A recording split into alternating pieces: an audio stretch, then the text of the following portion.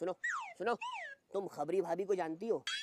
नहीं, बकरी ना बनो, खबरी भाभी की सुनो।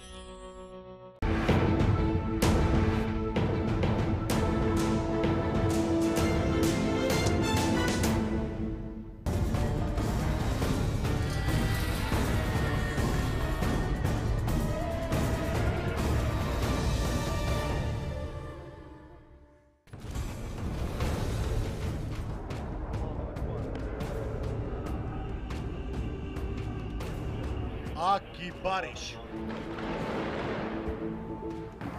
सदियों से इंसान आसमानी कहर की कुछ ऐसी ही कल्पना करता आया है, लेकिन सीरिया के लोगों के लिए ये कल्पना नहीं, खौफनाक सच है।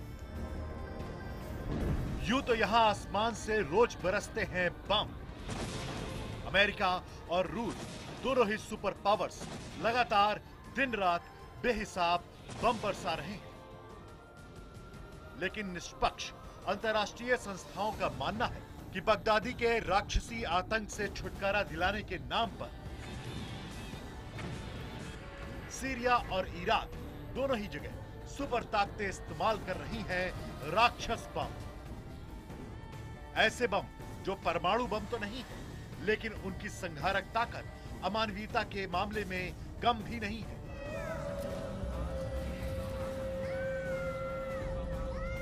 जिनका शिकार बेगुनाह और मासूम तक बन रहे हैं। आरोप है कि दोनों ताकतें ऐसे बमों का इस्तेमाल कर रही हैं जिन्हें बनाया तो गया था, लेकिन अब तक आजमाया नहीं गया था। और अब ऐसे बमों के इस्तेमाल का बाकायदा सरकारी सबूत भी सामने आ गया है, जिन्हें शहरी इलाकों पर इस्तेमाल करने पर अंतर्राष्ट्रीय प्रतिबंध तक। देखिए आज वो खुलासा जिससे समूची दुनिया को दहला दिया। जंग खा रहे थे जो राक्षसी हथियार बगदादी के नाम पर हो रहे हैं धड़ल्ले से इस्तेमाल। सुपर पावर्स के डर्टी गेम का पर्दाफाश। बगदादी तो बहाना है, राक्षस बम आजमाना है। नमस्कार, मैं हूं प्रवीण। क्या बगदादी के आतंक से छुटकारा दिलाने के नाम पर सुपर पावर्स इराक सीरिया में अमानवीय हथियारों का परीक्षण कर रहे हैं? क्या सुपर बमों की ताकत बगदादी को खत्म करने के नाम पर जांची परखी जा रही है? ये सवाल रूसी विमान में नेपाम जैसे क्लस्टर बम की तस्वीर सामने आने के बाद उठे। आईएसआईएस बेरहम आतंकी संगठन जरूर है, लेकिन फौजी नजरिए से सुपर पावर्स के सामने कुछ भी नहीं। तो क्या बगदादी सिर्फ बहाना है और मकसद इन राक्षसी बमों को आजमाना है?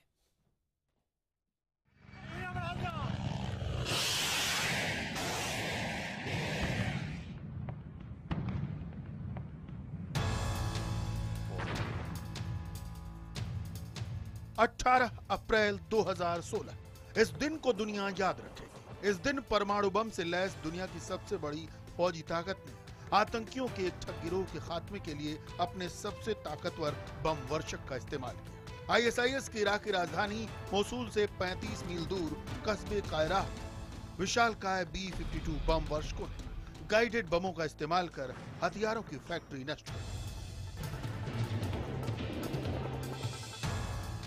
लेकिन सवाल यह है कि क्या बगदादी के लिए B-52 की जरूरत थी? और अब देखिए दूसरी तस्वीर। 18 जून 2016 ये रूस की सरकारी सहायता वाले टीवी चैनल RT की वो रिपोर्ट है जिसमें खमेइमिम एयरबेस पर रूसी रक्षा मंत्री के आने की खबर दिखाई गई। इस खबर में रूस के Su-34 लड़ाकू विमानों को भी दिखाया गया। लेकिन रूस को अपनी गलती का एहसास तब हुआ जब इस खबर के प्रसारण के बाद एक ब्लॉगर ने ध्यान दिलाया कि पायलट जहां खड़ा था ठीक उसके बगल में RBK 500 क्लस्टर बम भी दिखाई पड़ते हैं।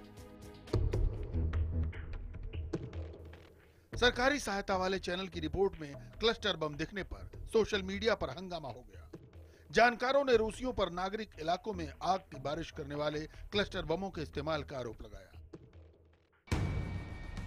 इंटरनेट पर हंगामा होते ही 2 दिन बाद रूसी चैनल ने अपनी ही रिपोर्ट में विवादास्पद हिस्सा काट दिया। लेकिन इससे कोई फायदा नहीं मिला, क्योंकि अब ये जलता हुआ सवाल है कि क्या रूस आम नागरिकों पर बरसा रहा है अमानवीय बम?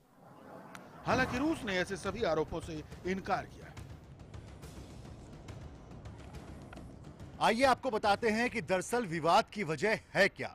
जिनेवा संधि के मुताबिक नागरिक इलाकों में ऐसे बम नहीं गिराए जा सकते जो आग लगाते हों, लेकिन सरकारी टेलीविजन की रिपोर्ट में साफ है कि RBK 500 क्लस्टर बम एक ऐसा ही बम है जो अमानवीय हथियारों की श्रेणी में आता है।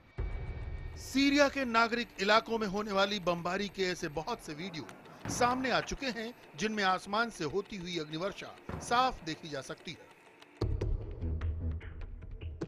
दिसंबर 2015 में प्रकाशित एमनेस्टी इंटरनेशनल की रिपोर्ट में भी रूस पर नागरिक इलाके में क्लस्टर बम के इस्तेमाल के आरोप लगे, जबकि रूस उन 113 मुल्कों में है जो नागरिकों पर आग लगाने वाले हथियार इस्तेमाल न करने की संधि पर दस्तखत कर चुके हैं। 1980 में संयुक्त राष्ट्र ने नागरिकों पर आग बरसाने वाले हथियारों के इस्तेमाल पर पाबंदी लगा दी थी। ऐसे अमानवीय हथियारों पर पाबंदी की एक वजह ये तस्वीर भी थी।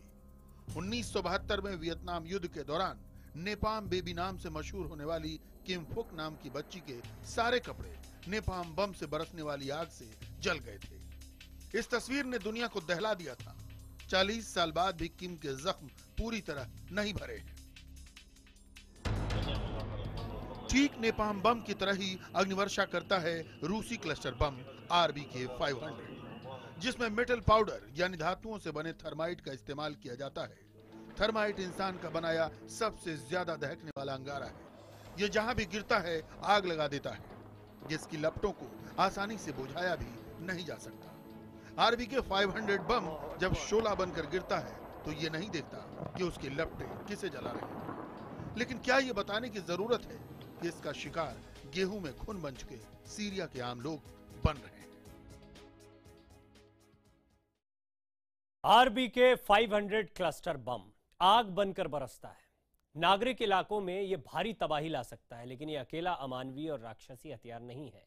रूस और अमेरिका दोनों ही इस जंग में ऐसे कई हथियारों को आजमा रहे हैं जिनको लेकर पूरी दुनिया में सवाल उठते रहे।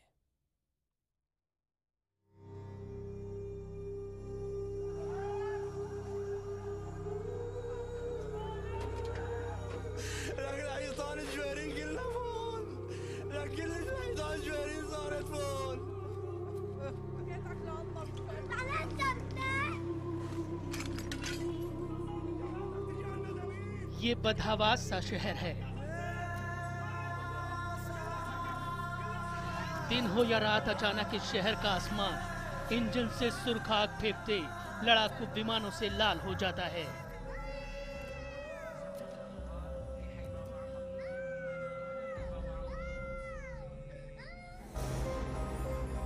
फिर दिल दहला देने वाली गरज के साथ गगन से आग की बारिश होने लगती है और जमीन पर बरसों तिनका तिनका जोड़कर सजोई गई जिंदगी बिखर जाती है। पीछे छूट जाती है तो बस दर्द भरी दास्तां।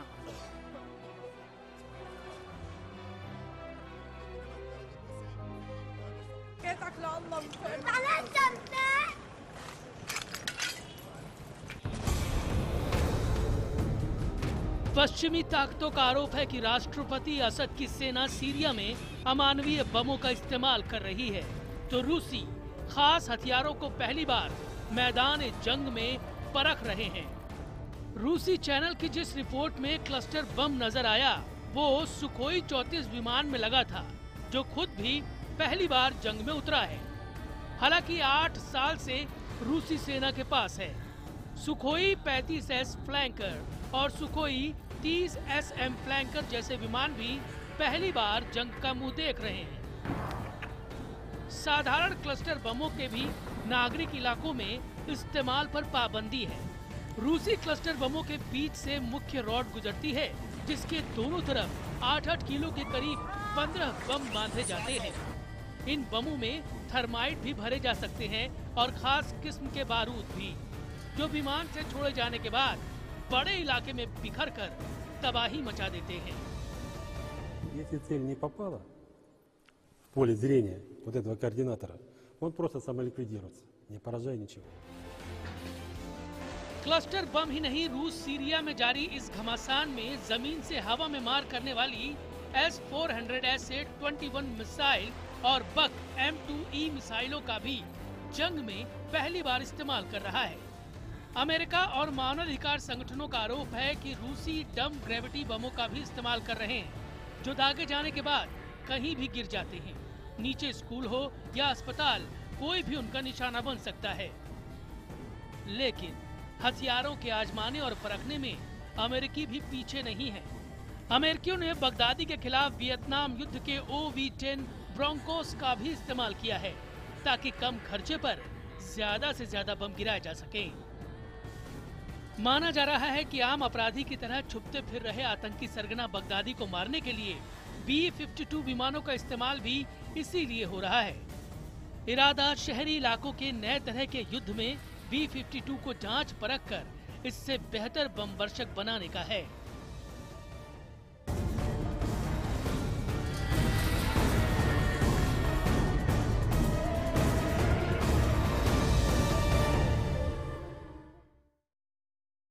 कहा जाता है कि अमेरिकी अर्थव्यवस्था का सबसे मजबूत पहिया हथियार उद्योग के बल पर ही टिका हुआ है।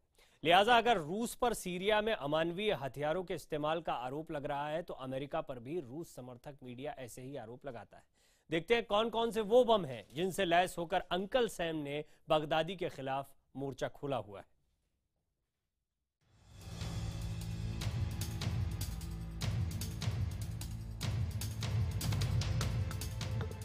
अमेरिका जब अफगानिस्तान में ओसामा बिन लादेन को खोज रहा था, तब तोरा बोरा की पहाड़ियों में बनी गुफाओं में लादेन को ढूंढ कर रख देने के लिए वो सबसे खतरनाक डेजी कटर बम गिराता था। अब जब आबादी वाले शहरी इलाकों में जंग बगदादी के खिलाफ है, तो यहाँ पर laser guided bomb, GPS guided बमों से लेकर बंकर बस्टर्स तक गिराने पड़ रहे हैं। लेकिन जहां आमने सामने घमासान हो रहा होता है, वहां पर अमेरिकी लड़ाकू विमान क्लस्टर बम गिराते हैं। क्लस्टर बम एक तरह के बड़े बम होते हैं जिनके भीतर कई छोटे स्मार्ट बम होते हैं। जब विमान से क्लस्टर बम को छोड़ा जाता है, तो थोड़ा नीचे जाने पर क्लस्टर बम खुल जाता है। इसमें से छोटे पैराशूट में बंधे कई बम निकलते हैं जिन्हें कीप्स कहा जाता है। आगे जाकर इन कीप्स में से निकले स्मार्ट बम खुद ही अपने सेंसर के जरिए निशाने की पहचान कर उसे ध्वस्त कर देते हैं। सीरिया और इराक में चल रहे युद्ध में बगदादी के आतंकियों का सबसे बुरा ख्वाब है ये क्लस्टर बम। बेशक मैदान जंग में कालीन की तरह फैलकर दुश्मन के खेमे में भारी तबाही मचाने वाले क्लस्टर बम बगदादी जैसों के लिए बुरा ख्वाब है, मगर उन्हें शहर में इस्तेमाल नहीं किया जा सकता, क्योंकि तब आम लोगों के जानमाल का भारी नुकसान होगा। इसलिए जैसी जरूरत उसी के हिसाब से अमेरिका ने कई बमों का विकास किया है। इसीलिए बगदादी के खिलाफ जारी जंग में अमेरिका कई तरह के लड़ाकू विमान और कई तरह के बमों का इस्तेमाल कर रहा है। शहरी इलाकों में फिलहाल सबसे ज्यादा इस्तेमाल ज्वाइंट डायरेक्ट अटैक म्यूनिशन का हो रहा है। दरअसल JDAM किसी तरह का बम न होकर बम को दिशा दिखाने की प्रणाली है। इसे लगाने के बाद आम बम भी गाइडेड बम बन जाते हैं। इन्हें 500 पाउंड के बम से लेकर 2000 पाउंड के बम में लगाकर उन्हें सबसे खतरनाक हथियारों में तब्दील कर दिया जाता है। इराक के ऑपरेशन डेजर्ट स्टॉर्म के वक्त अमेरिका ने GBU-28 बंकर बम भी इस्तेमाल किए थे, जिनका वजन 2268 किलोग्राम था। इन भारी भरकम बमों को लेजर से दिशा निर्देशित किया जाता है। ये छुपी हुई जगह की ऊपरी सतह को तोड़कर जमीन के नीचे बनाई गई बहुत बड़ी सुरंगों या बंकर के भीतर पहुंचने के बाद फटते हैं। इन्हीं बंकरों का एक बहुत ही विशालकाय और सबसे खतरनाक रूप है massive ordnance penetrator GBU-57A penetrator bunker bomb. जब ईरान के परमाणु कार्यक्रम को लेकर अंतर्राष्ट्रीय तनाव बना हुआ था, तब इस बम को खासतौर से जमीन में बहुत गहराई में बने परमाणु ठिकाने को नष्ट करने के लिए बनाया गया था। इसका इस्तेमाल अभी भी उत्तर कोरिया के बंकर को नष्ट करने के लिए हो सकता है। Some of those would probably require this massive ordnance penetrator simply because they're buried so deep and no other bomb would be able to certainly destroy them. जी हाँ, जमीन के भीतर सबसे मजबूत ठिकाने को नष्ट करने के लिए ही बनाया गया है इस बम को। दरअसल 30,000 पाउंड वाला GBU-57 बम 60 फीट भीतर तक जाकर फटता है, जिसके वार से किसी के लिए भी बचना आसान नहीं है। वैसे इस तरह के बड़े बमों की सीरीज में एक से बढ़कर एक बम है। ऐसे बम भी हैं जो छोटे परमाणु बमों के बराबर ताकत रखते हैं। इस लिहाज से एक बेहद चर्चित नाम है डेजी कटर बम। करीब 17.5 फीट लंबा, 5 फीट व्यास वाला डेजी कटर 15,000 पाउंड भार वाला होता है। अफगानिस्तान युद्ध में इसका जबरदस्त इस्तेमाल हुआ था। इसे बड़े बम वर्षक विमानों से ही गिराया जा सकता है। ये जब नीचे जाकर फटते हैं तो आसपास की सारी हवा सोख लेते हैं और इनकी ताकत को 2600 फीट दूर तक महसूस किया जा सकता है। Bureau report, IBN 7।